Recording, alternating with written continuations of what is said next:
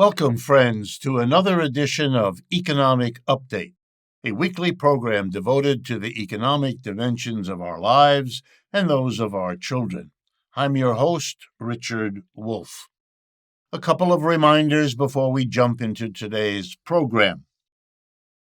We have just published a new book that I wrote called Understanding Capitalism. I wrote it based on all the programs we've been doing over the years. I tried to collect in there the myths, the problems, the other side, you might say, of the cheerleading for capitalism that you get on the mass media. It's a chance to understand how the system works, but from a critical perspective. I wrote it to help organizers. I wrote it to help activists. I wrote it for teachers and students, those who want an honest appraisal, one that isn't either the good or the bad, but that is critical where the criticism needs to be made, and Lord knows, more than ever, it needs it. The book is called Understanding Capitalism. And not only do we make that available, and you can find all the information on our website, but also we are initiating a series of classes, 4 Mondays in October, starting October 7th. Again, our website is where you can go to find out more about these classes. They will use that book. We will go through that book, but I will lead the class. There'll be opportunity for questions and answers every Monday, 4 times during the month of October. If you're interested, here's a chance to work together, you and I, on the material that probably brings you to this program for as long as you've been watching or listening. And I invite you to join us. Today's program will be going over a number of items. We'll start with a story about the United Kingdom, Britain, things going on there that are really amazing, but are also a foretaste of what's coming here. We'll talk about the state of Washington, where Boeing workers are on strike, but where the state employees, an even larger number of workers, are heading in toward a strike. We'll talk about maneuvers by health insurance companies trying to squeeze profits at the expense of people's mental health therapies. An amazing story. And in the second half, we'll be interviewing Eric Blanc, one of the founders of the Emergency Workers Organizing Committee, which is doing an extraordinarily important job bringing the American labor movement back into the kind of social movement it once was and that we badly needed to become again. So let's jump right in. Britain has been reeling in the aftermath of the so-called Great Recession of 2008 and 9. That was the collapse of capitalism globally, and in Britain especially. And the conservatives were in charge, so you know for sure, number one, they won't admit it's a problem of capitalism, not a word. Number two, they will make sure to take care of corporations and the rich first and foremost, because that's whose party they are. And number three, they'll find a scapegoat, where to direct the anger of the mass of people at the failure of capitalism and at their failure to do anything about it. And they did. They found something called Europe, what they thought they were a part of. They turned against Europe. Britain was to leave Europe. It came to be called Brexit. Back in 2015 and 16, they focused everybody's rage against Europe as if the problems of the British capitalist system were all somebody else's fault, the Europeans. Well, they broke away. Did that solve their problem? Not a bit. Did it improve their situation? On the contrary, it worsened it. And no one cheerleaded on the attack on Brexit than the Conservatives' Boris Johnson. A sad excuse of a politician, if ever there was one. Now he's roaring about helping Ukraine. He wants to spend $500 billion. Notice again, he has a foreign issue. This time it's not leaving Europe. This time it's the opposite, rushing into a war in Eastern Europe that he wants to spend the money on that he never wants to tax the rich to get. That's the horror of it all. Don't be fooled, is my advice to our British brothers and sisters. And to Americans, watch out. So angry did the British people become that they voted out the Conservatives. But who did they vote in? The Liberals, the Labour Party, trying to clean up the mess that the Conservatives left, but they're not really willing to tax corporations or the rich either. So one of the first things they propose is to reduce the subsidy to help people pay for the high cost of energy. And you know why that is, the high cost of energy? Because the war in Ukraine shut off cheap energy from Russia. The ironies here are amazing and somewhat pathetic. Washington State has a strike, 33,000 Boeing workers demanding of this rich company that they share some of their wealth with the workers who make it all possible. On September 10th, 50,000 state employees took an hour off from lunch to make the point that even though the law says you can't strike if you're a public employee, and I'm going to say a word about that in a minute, they're letting everybody know they're not happy with what's going on. Because you know why? What's happening in this country is like what's happening in England. In England, their empire is gone, and the rich and the powerful want to hold on to the wealth they accumulated, even though the empire isn't there to support it. So they're taking it out of their own people, what they used to take out of the Asians, the Africans, the Indians, and all the others that suffered under the British Empire. And here in the United States, as we lose our empire, we're doing the same thing. We're squeezing the middle and the bottom so that the top can hold on. No taxes on the corporations and the rich to deal with problems their capitalism has brought on us. That's the reality behind why Boeing won't pay its workers, why the state of Washington won't take care of the needs of its public employees. State of Washington isn't that big. 33,000 Boeing workers, 50,000 state employees. If those all go on strike at the same time, the whole state of Washington shakes. And there's a lesson in that. In the end, this country depends on the workers more than anything else. Think about it. Health insurance companies in America have a new gambit.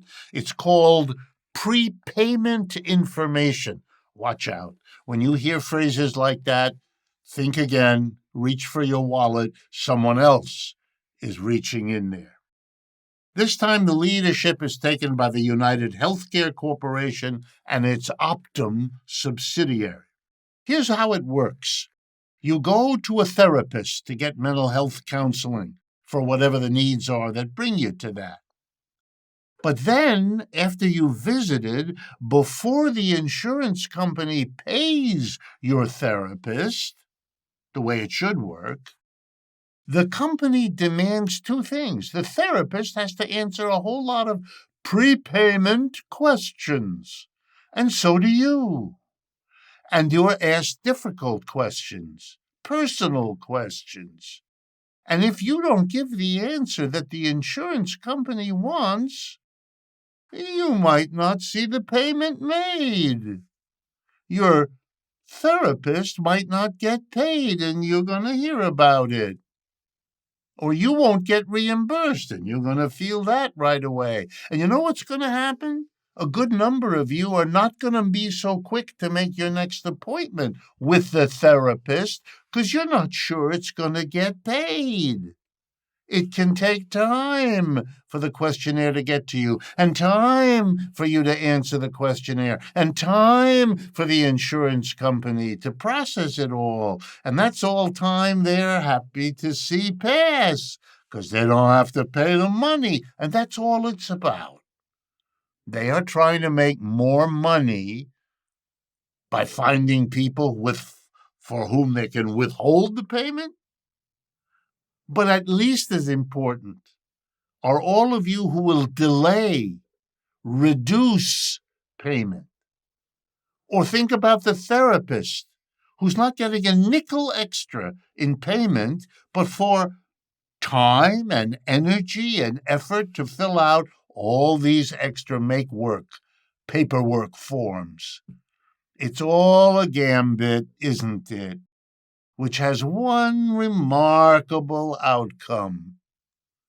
Is it information they want? Maybe.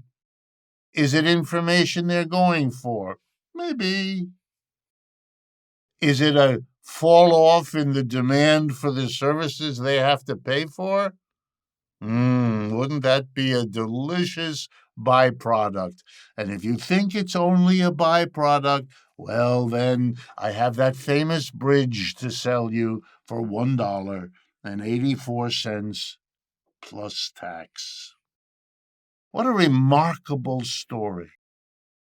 When we make healthcare a private business, and we make giving you the insurance that if something comes up in your life, an illness, an injury, a trauma of one kind or another, we're going to make it difficult for you to access care, help.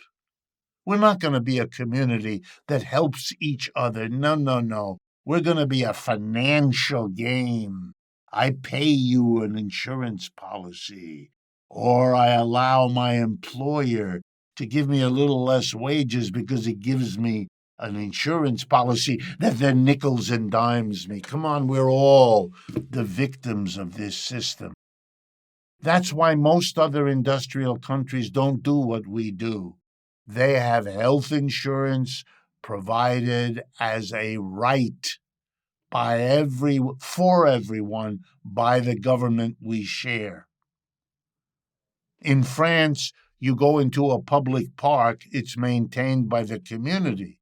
And if you have an illness or an injury or you need to see a therapist, that's provided by the government as a matter of your citizenship, doing good by the whole community. It's a much better way of going. It's a better way of organizing society.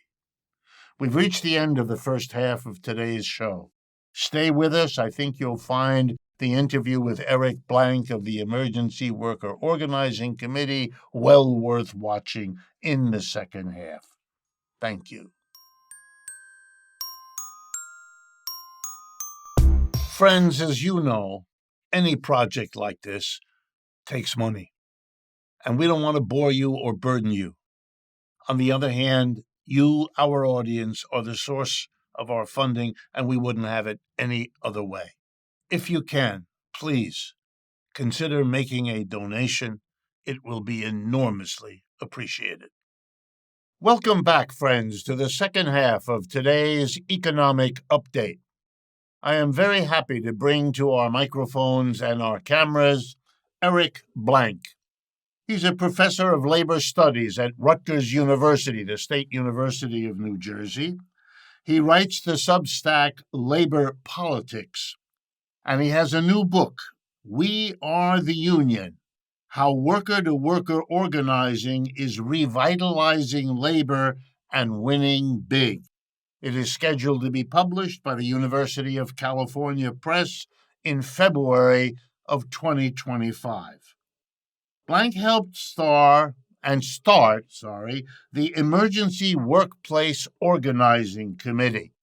And that's really why I've brought him to us today, because I want him to share with you and me why he did that, what that committee is about, what its objectives are, and what you might do in relationship to it if you were moved to do so. So let me begin, Eric, by thanking you for joining me today. Yeah, thanks for having me on.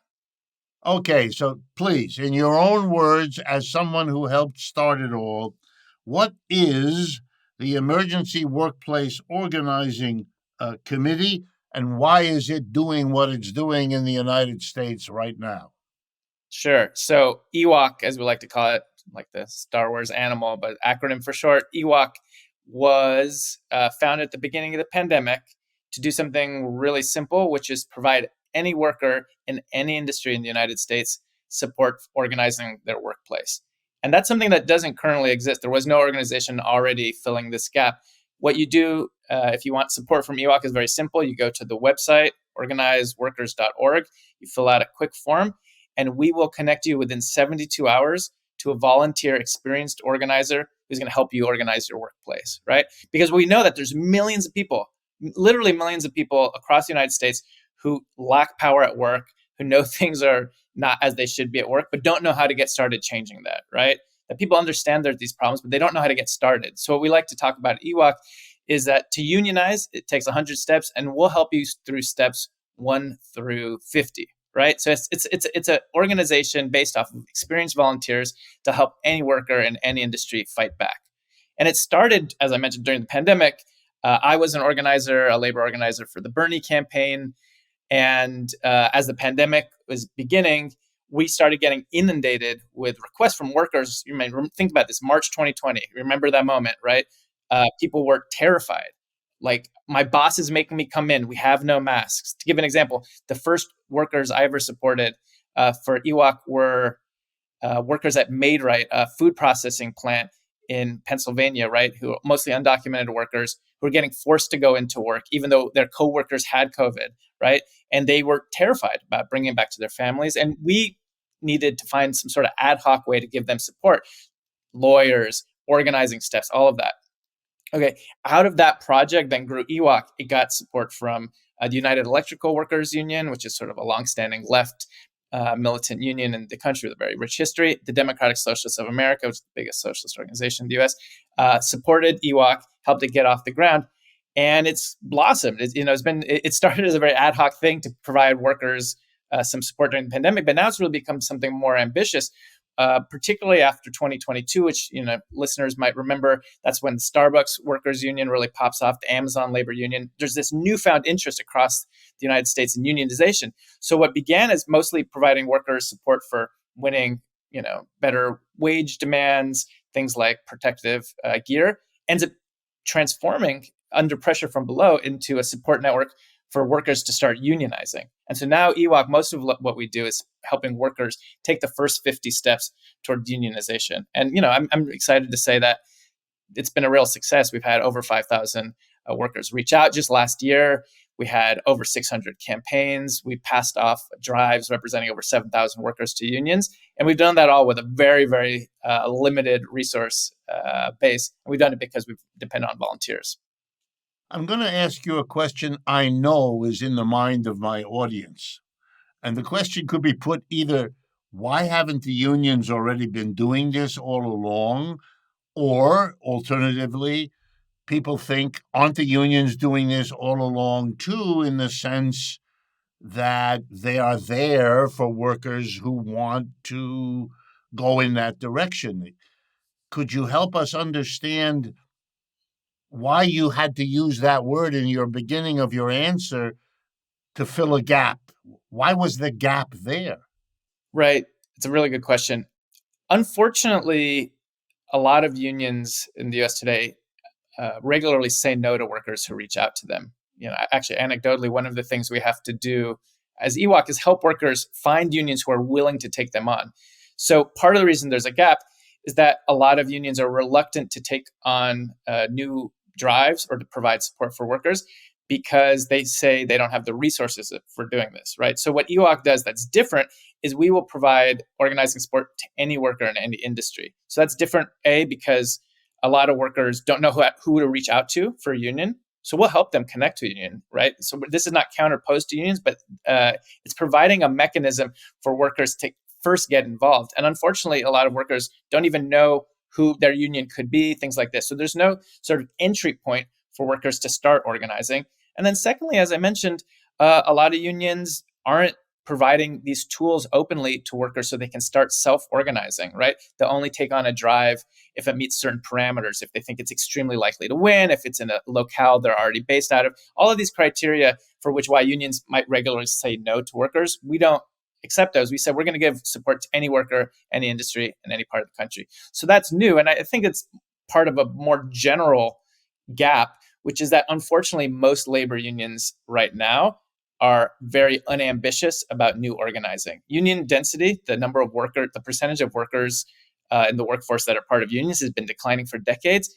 Unfortunately, most unions aren't investing in growth, right? Even though, and there's a lot of good research, even though the actual amount of money unions have in their coffers is at all-time highs. There's $13.4 billion in liquid assets that unions are sitting on, but they're not using that for new organizing. So I think that one of the things that EWOC is showing is like, look, since 2020 in particular, there's a new moment. Workers want to unionize. Workers are reaching out to us, and we're saying we need to go and find them. We need to give them the tools, right? So like workers after the pandemic, with a tight labor market, under a good National Labor Relations Board, radicalized oftentimes young workers after Bernie, Black Lives Matter, there's a huge opening for organizing, and we're showing that that can be tapped, and we're hoping that we can provide kind of proof of concept and inspiration for other unions to do the same.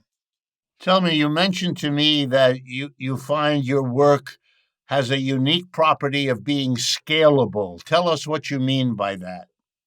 Sure. So this is a concept that might sound a little technocratic or abstract. All it means, scalability, is that there's no inherent limit to the scope of a project, right? Whether that's a company or an organization.